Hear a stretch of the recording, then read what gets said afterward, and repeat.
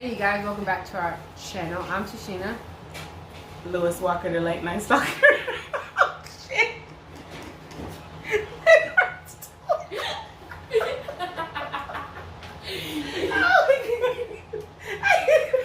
Yes, this is Portia. She's back.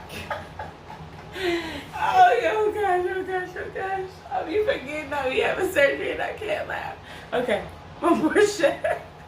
And this is the dark side of humans. So today we're going to be talking about James Bulger. Bulger, yeah. He was a toddler. A 2-year-old boy from England. What was I going to say? Oh, so this video is about child murder. So if you guys are not kids killing kids, you can't get into that or don't want to watch it, then we'll see you guys in our next video. But if you guys want to continue to watch it, then let's get into it. So it was February, I don't know the date.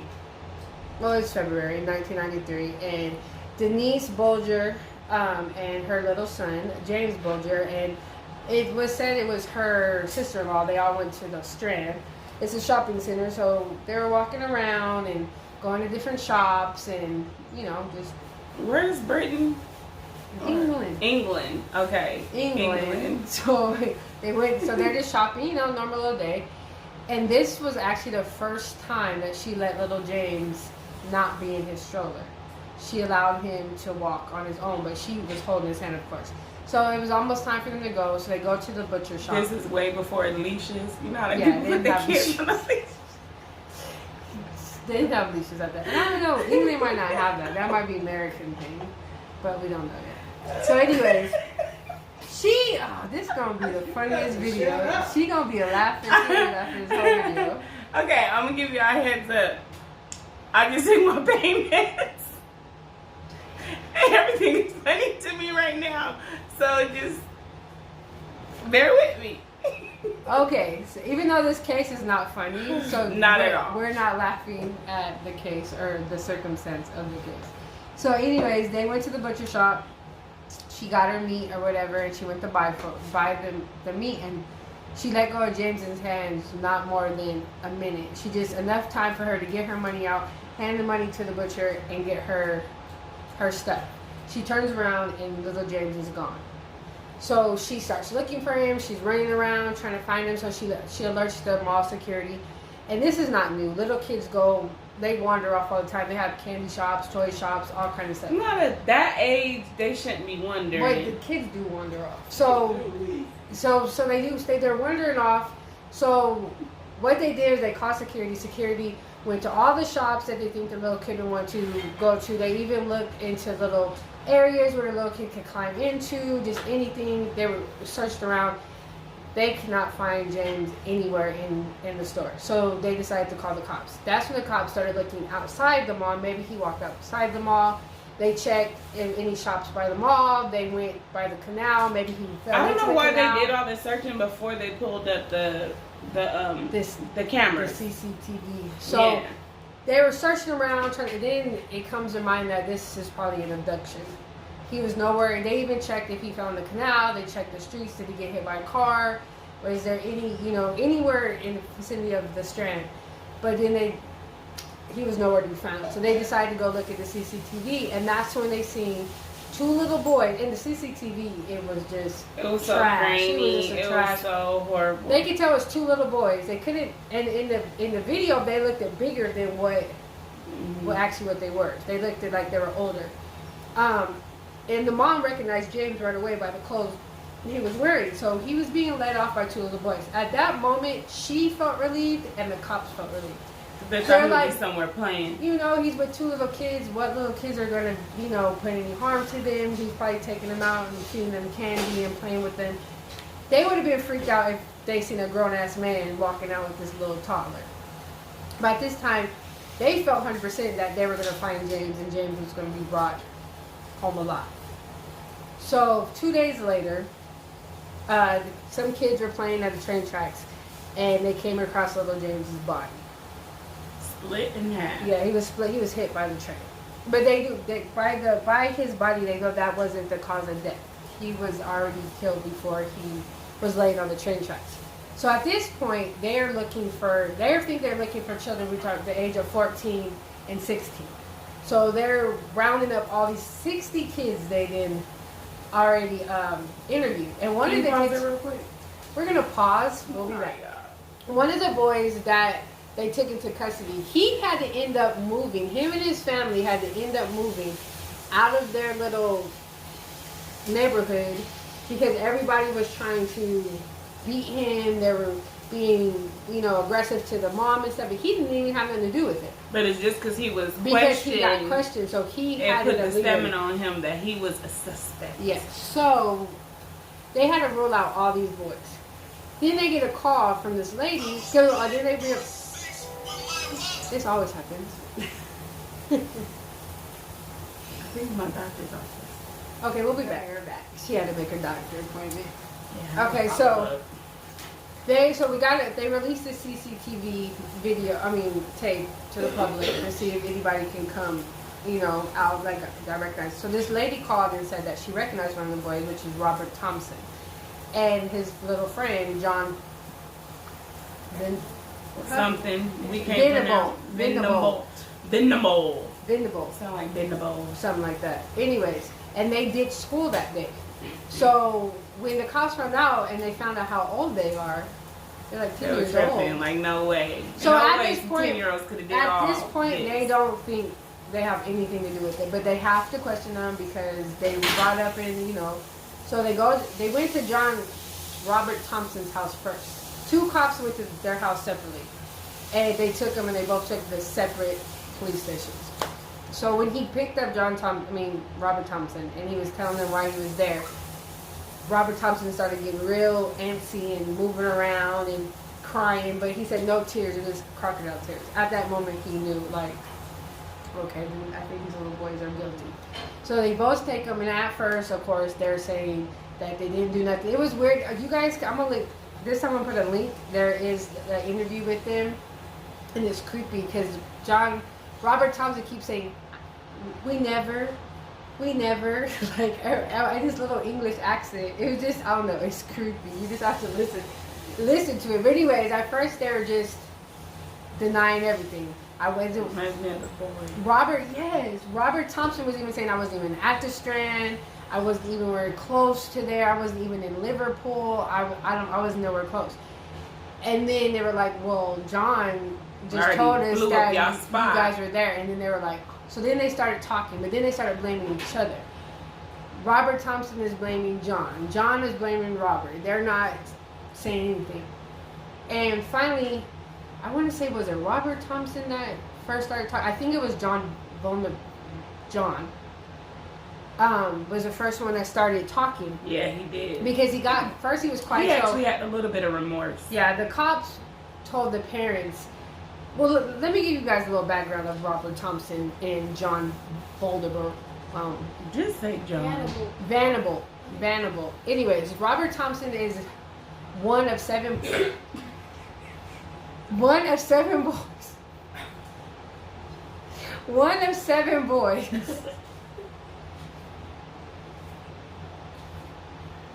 Anyway, Robert was one of 7 boys. Okay, 1 of 7 boys. I was waiting for you. 1 of 7 boys, and the dad was basically never there. Anyways, he was an alcoholic, and he started having an affair right in front of the mom. He said, "If you don't like it, you can leave. I'm gonna do whatever I want." So eventually, he left the mom for other women. So she's left with 7 kids, 7 boys, and 7 months after Dad left, their house caught on fire. So then they ended up moving to this little hostel. That's what they call it in England, a hotel, I guess, a resort. It's called a hostel. No, a hostel is like a dorm room. Like, okay, then yeah. Like, so it's not like no private room. They moved to a hostel for 7 months. Then they finally got this tiny little apartment for 8 people. The mom started drinking heavily. She started drinking so heavy she would put the bottle of alcohol underneath her pillow, so it'd be the first thing she drinks. The last thing she drinks at night and the first thing she drinks in the morning. So basically, she just was not there for the boys. So eventually, the older boys started bullying the younger boys, and the younger boys were bullying the even younger boys. They were even at the point where threatened the kids like, you better not go to school. So Robert Thompson had missed so many days of school that he got, pushed back a year or whatever. And his brothers were torturing him and beating him and just lock him. They would even lock him in the little like closet and whatever. So he started even doing that to the younger brothers.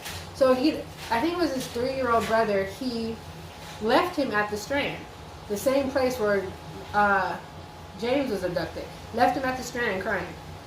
Somebody found a little boy and returned them back home. So they didn't really have a very stable.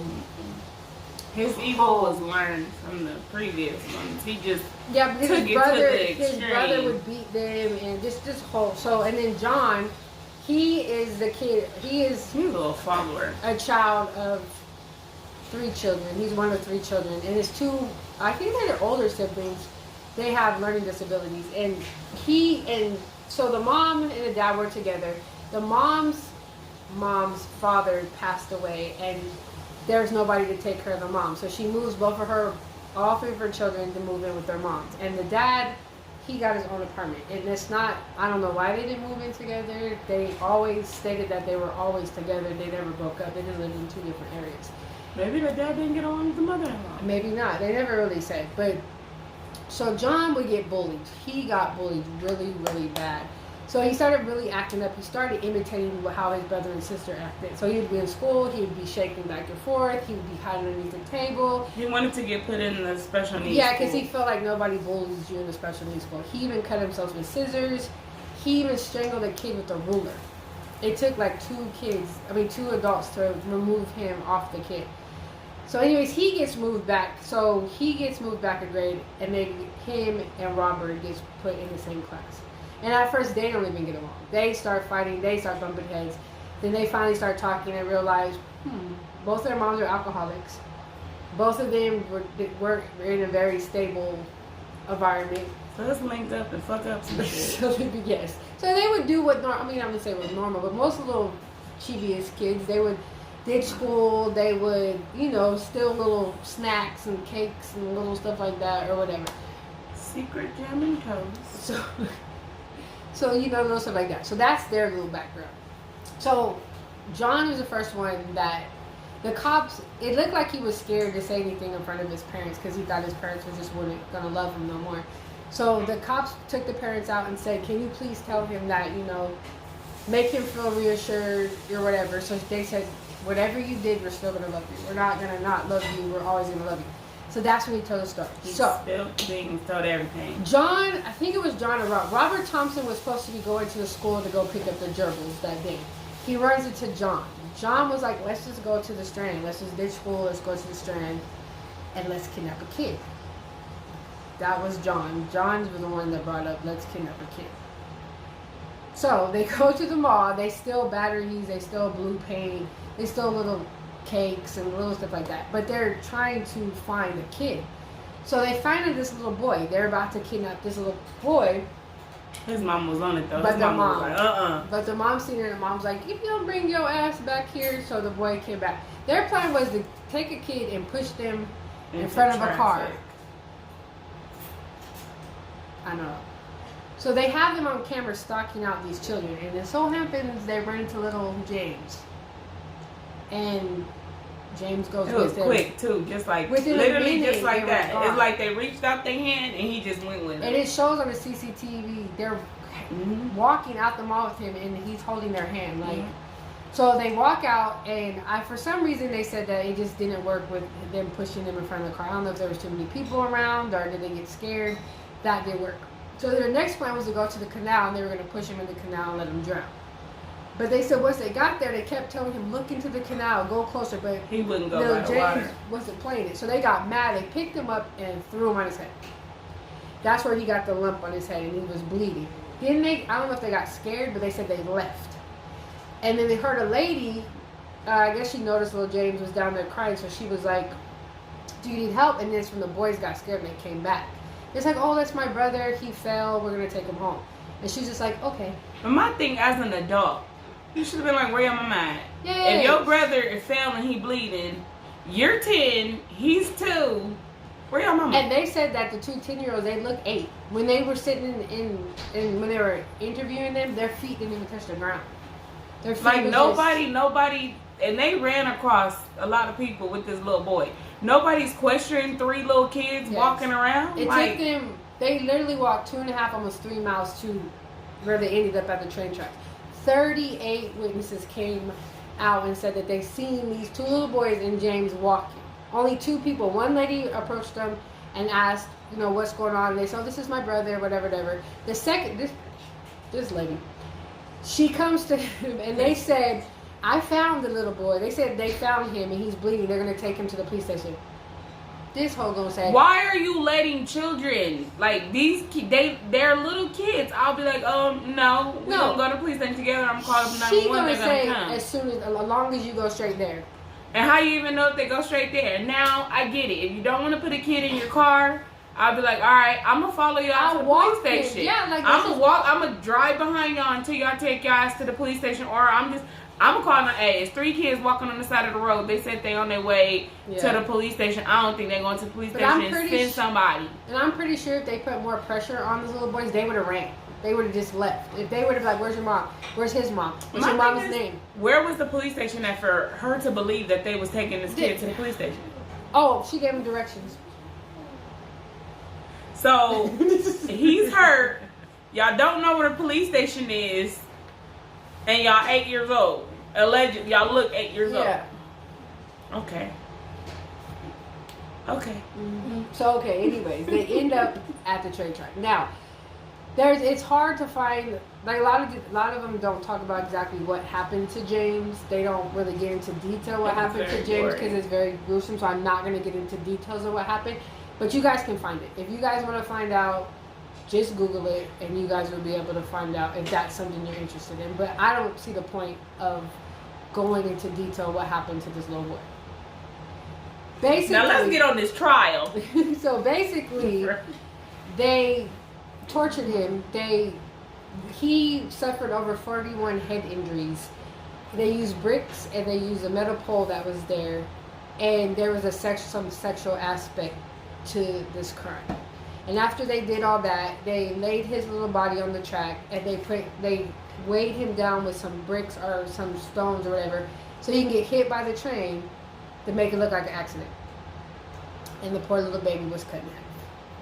And about a day later, that's when the kids found him. And the kids that found them, they actually suffered PTSD. That's how you say it? From looking at PTSD from finding that. At first they thought it was a dog. They didn't know until they went close enough and they found it was a little boy.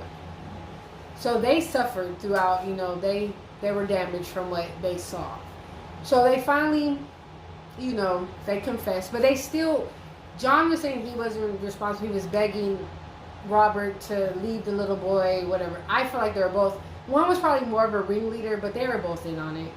Like, because John was the one, he brought up, let's kidnap the kid.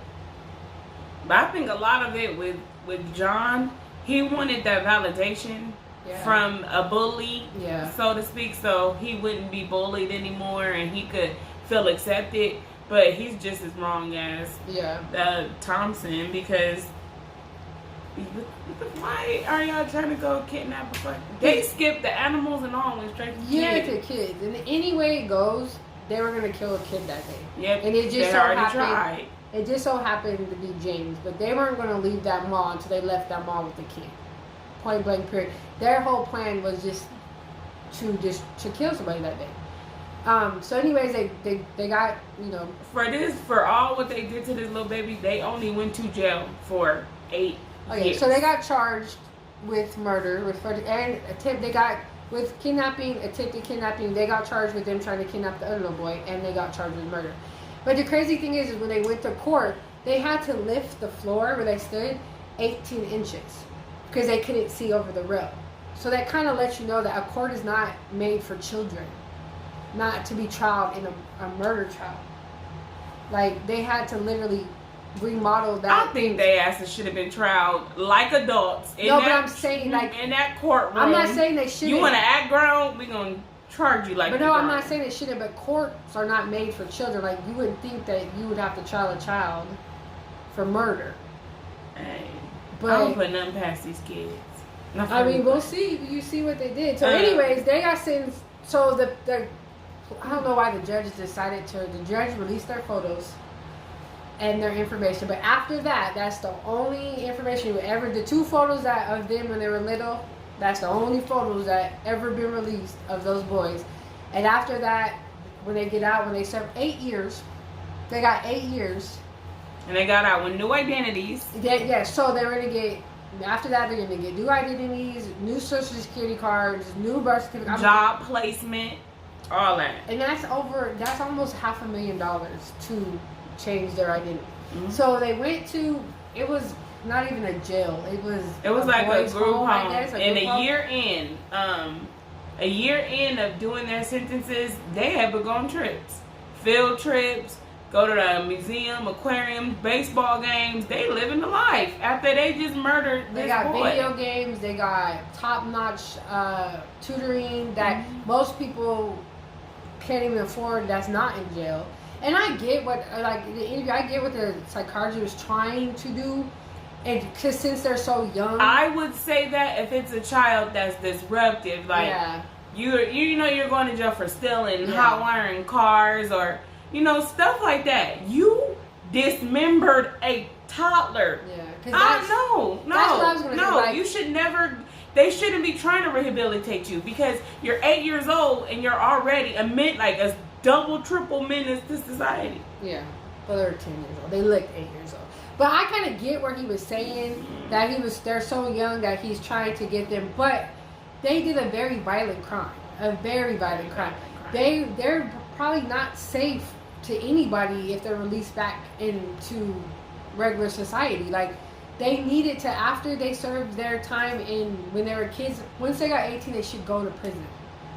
I mean, they should have did prison time. They should have did prison time. There's no way. So anyway, they got 8 years. The mom, but they were saying like when kids go to prison, it makes them worse. It does. So they're trying to get them out. So I kind of get the because they did heavy psychology. I feel like it might have made them worse, but who cares? Because they should have never got out. You should have been worse in prison. Yeah. So I kind of get, but not. It just felt like they were being rewarded. So the mom of James was trying to up their sentence. She was trying to get it to 15 years. She finally got it. The criminal court moved it to 10 years, but to them that's not enough. So they did a petition, and over 280,000 people signed this petition. And the judge threw it out. And the government got this petition and was like, okay, so the government moved it up to 15 years. Criminal court said, no. This is our shit. You have no business coming in and changing what we sentence these boys. So they moved it back down to 10 years. The boys got out when they were 18 years old. So they served less than 10 years. No, they went when they were 10. They were 10, but they served 8 years. Yeah, only 8 years. But because they didn't get into any trouble in there, so they gave them good so time, once they were released, good time or whatever. Nobody knew their identity. They had new identities, knew everything. They did have stipulations though, like they weren't supposed to go back to that town. They wasn't supposed to be around the boy's mama. They can't contact each other. They can't be in contact with each other, and they can't contact their parents. Do you think they listen? Well, Robert Thompson. Oh, and then Robert Thompson and John. They both suffer PTSD. You made me mess up. PTSD? No. No. You know what I'm saying. What is it? PTSD. PTSD. You messed me up. PTSD, yes. PTSD. They both suffer it. John more than Robert suffered it. They would have dreams and nightmares about what they would do. And I don't think that's that. I think that's guilt and shame. Yeah, of what they did and whatever. So anyway, so they were released. And Robert Thompson was never heard again. And so if you ever mention their real, because Robert was the good one, right? They were both bad. They said Robert Thompson when they were at court. When they got sentenced, John started crying. Who's the one with all the brothers and sisters? Robert Thompson. So he's not the one that did the. Robert Thompson. I'm getting them mixed up because they both. So Robert Thompson wasn't crying. John started crying right away. Robert stared the detective down. The detective says he stared at him, and Robert stared at him back. Then Robert noticed that John was crying, so then Robert started pretending to cry. That's he go with that follow leader type shit. With John. But he be trying to act like he a follower, but I think he be masterminding shit. He probably. So Robert was never heard of again. So anyways, you know people are gonna find. They found out their real identities and released it, and those motherfuckers went to jail.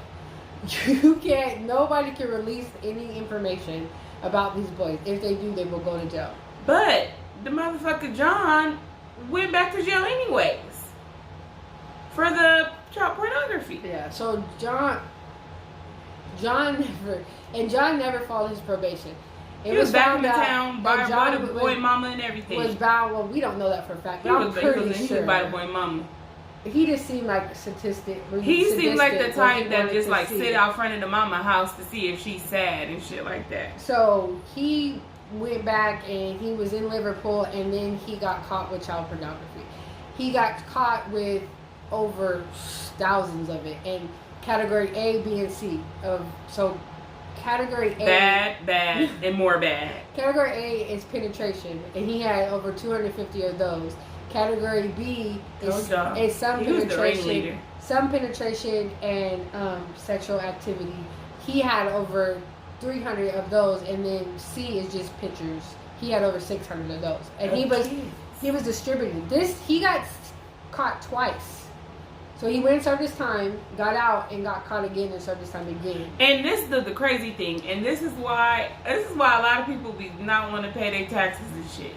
Each time he went to jail, when he got out, they had to give him a new identity that costed like $500,000. Well, because he was telling, now this is the stupid part. He's telling people, he's called two people his identity.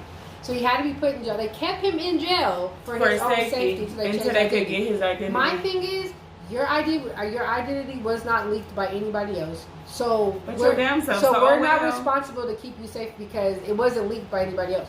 You are telling people. So if you want to go out there and get killed, then that's on you. I'm not putting you in jail and keeping you safe because you decided to keep opening your mouth and telling people your identity. And then I have to keep changing your identity every time you tell these people your identity. There's a guy that somebody leaked him getting. It just recently happened. Somebody leaked him getting out of jail, and they shot him 64 times. Chicago is good. So, yes. So that's what. No, I'm not gonna say that. And then Denise is James's mom. She's not Bulger no more. She got remarried. Her and James' father separated. It was just too much. But during the trial, she got pregnant, and she had a little boy. And she said that little boy was the only thing that kept her from not killing herself because she just couldn't. She's had a miscarriage. She felt like stuff was so unfair too. Yeah, because she had a miscarriage before she had James. So she's very protective of James, like very, and look what happened to him. And so now she has 2 sons. She's starting a little thing for James, like a little, what's it? Not a fundraiser. A foundation for James, in James's name to help children and, all that. But it's just, I just feel like people are born killers, and even though they had rough backgrounds, and I think it scares us to know that people are born. Everybody wants to say no, it's people's, their environment. No, because there's people that deal with. There are some killers that are created, but there's more that are born. That are born because there's so many, and why this is debunked to me because there's so many people that deal with bad shit. They don't go out killing people. No. They don't go around, chopping people up and just doing.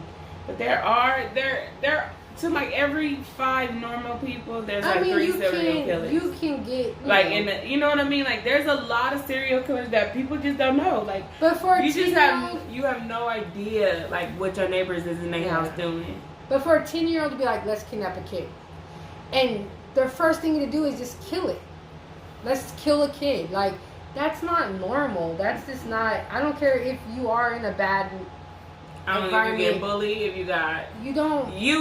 if you gonna do something, like if you feel like you're being bullied, then stop the bullying. Like, and I get bullied. If you don't like how you felt getting bullied, why don't you go do it to somebody else? I mean, a lot of bullies do become bullies because they want to, but they don't just say, let's go kidnap a kid and kill him. They just bully other kids too because they're getting bullied, so they're trying to take off whatever, they feel on somebody else. But yeah, so that's this little story. That's the story of little James. It's a very sad story. Very, very sad. So we're not going to do another child murder for a while.